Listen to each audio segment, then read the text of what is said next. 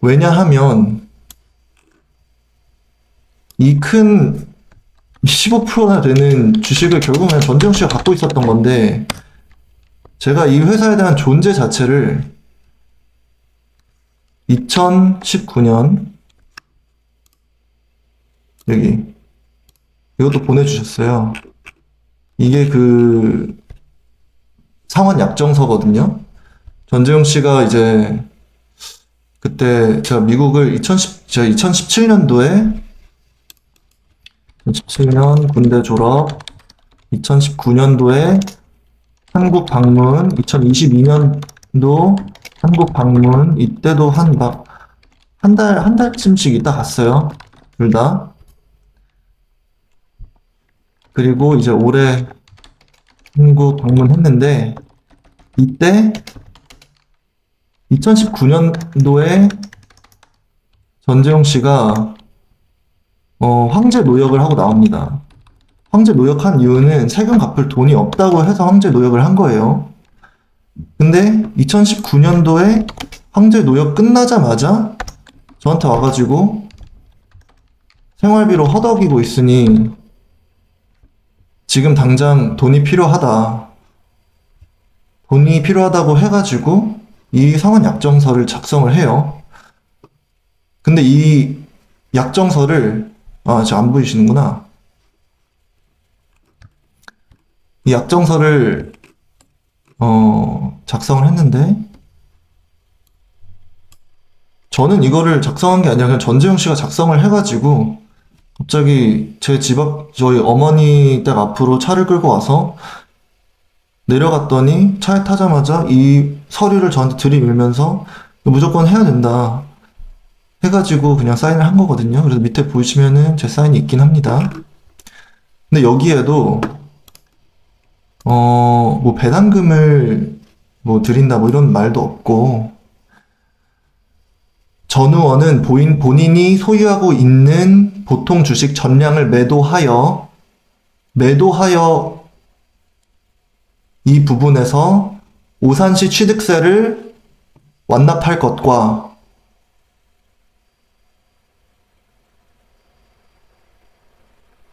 그리고 그거 관련돼서 불이익을 당하지 않도록 할 것을 조건으로 제 학비를 내준다고 하신 건, 제 학비 관련돼서 제가 이때까지 도와주신 거를 뭐 갚는다 뭐 이런 식으로 말을 하면 전재용 씨가 뭐 부담하는 세금이 뭐 줄어든다고 해가지고 그냥 뭐 알아서 하라고 하고 그냥 서류 사인을 했어요.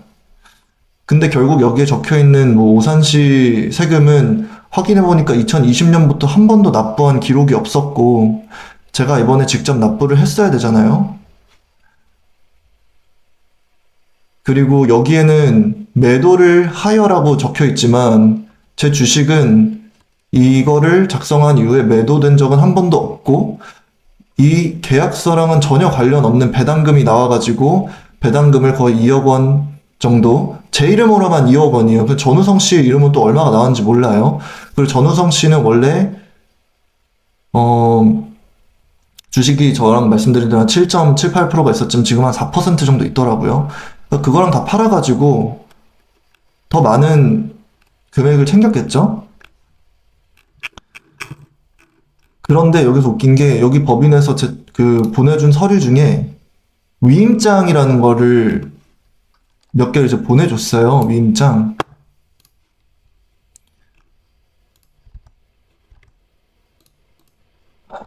위임장을 보내줬는데, 저 위임장, 본인 전후원은 다음 이를 대리인으로 정하고 다음 행위일체를 위임합니다 해가지고, 전재용 본인 전후원은 군복무로 인하여 보유하고 있는 웨어밸류 주식에 대한 현금 배당을 수임자가 수취할 것을 위임함. 2015년 11월 27일이거든요. 이땐 제가 군복무하고 있었고 전재용 씨랑 연락도 제대로 안 되고 있었을 때인데, 저는 이런 서류를 작성한 적이 없어요. 작성한 적도 없고, 저는 회사를 2019년도에 방금 아까 보여드렸던 이 서류를 작성하면서 이 회사가 존재한다는 것도 그때 처음 알았어요. 그래서 저는 이 회사가 뭔지도 모르고, 전재용 씨 말로는 이 회사가 정말 아무런 값어치도 없고 뭐 팔아봤자 진짜 몇백만 원도 안 나오는 회사다 뭐 이런 식으로 말씀을 하셨기 때문에 저는 그냥 진짜 생활비가 급하다 보구나 해서 했더니 알고 보니까 값어치는 10억 원이 넘는 회사고 배당금도 벌써 2억 원이 넘는, 제 이름으로만 2억 원이 넘는 돈을 이미 챙겼죠. 제 형 이름으로는 훨씬 더 많은 돈을 챙겼을 거예요. 근데 그런 회사에 제가 작성하지도 않은 위임장, 대리자 전재용으로 사인이 돼 있고, 그리고 2019년 3월 10일 본인 전원은 해외 거주로 인하여 보유하고,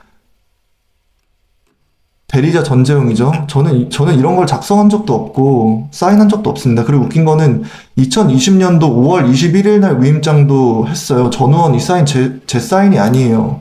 여기 보시면 전우원이란 사인이 있고 여기 보시면은 전우원이란 사인이 완전히 다르잖아요. 그리고 2020년 5월 21일에는 제가 한국에 없었어요. 전 미국에서 유학 생활을 하고 있었기 때문에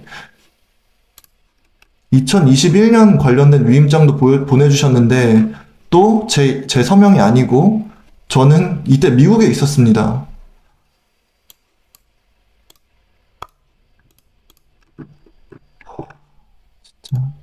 말도 안 되는 서류들을 임의로 작성해서 보내주셨는데 할 말이 안 나오더라고요, 진짜로.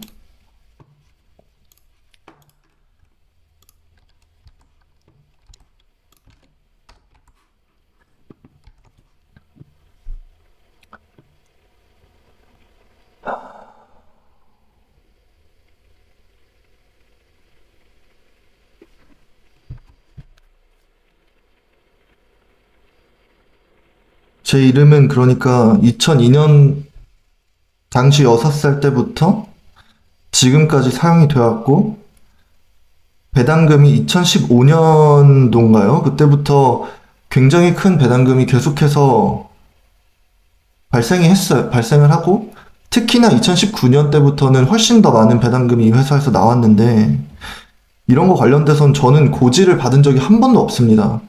제가 주주로 등록돼 있는 회사인데, 저는 배당금이 나왔다는 사실 관련돼서도,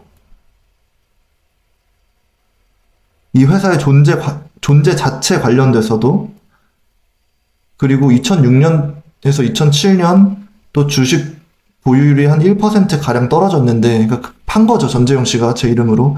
그거 관련돼서도 한 번도 통보를 받은 적이 없어요.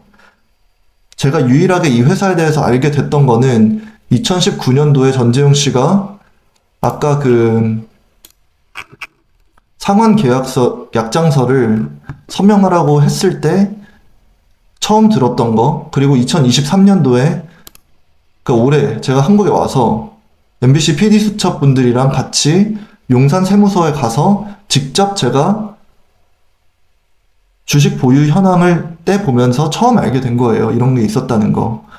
그리고 양도세, 그리고 증여세 관련 내역을 보면서 아, 이때 배당금이 나왔었구나.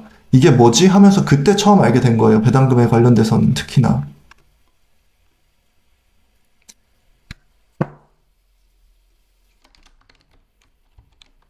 근데 여기에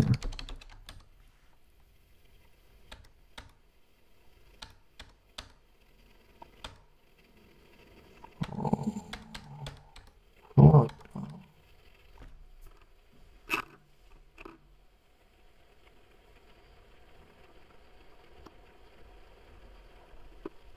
여기도 또 웃긴 게 이거 그 변호사분들이 답변서로 제출한 거거든요.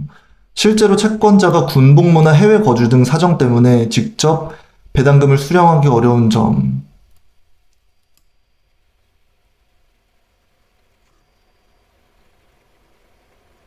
채권자가 직접 채무자의 주주로서 여하한 권리를 행사하거나 이에 대한 아니, 무슨 회사인지도 모르고 제가 2019년도에 특히나 작성한 상환 약정서는 매도 관련된 거잖아요. 그래서 전 다 팔려 있는 줄 알고 어차피 제 것도 아니라고 했던 회사인데 배당금이 나올 거란 걸 제가 어떻게 알았습니까?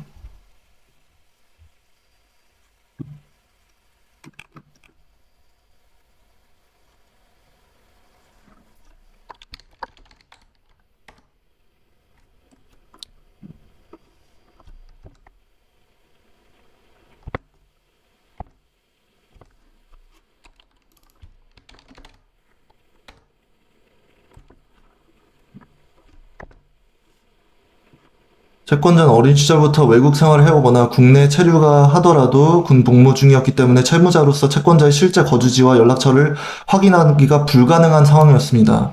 전재용 씨랑 항상 연락을 하고 있고, 전재용 씨가 여기도 적혀 있듯이 제 학비 관련돼서 학비 관련돼서도 그렇고, 제가 어떤 학교를 다니고 있는지, 어떤 회사를 다니고 있는지, 어디에 거주하고 있는지, 연락처는 무엇인지 다 알고 있었잖아요. 그런 전재영 씨랑 계속해서 연락을 주고받았으면서 무슨 제 연락처를 확인하기가 불가능한 상황이었다고 말씀을 하십니까?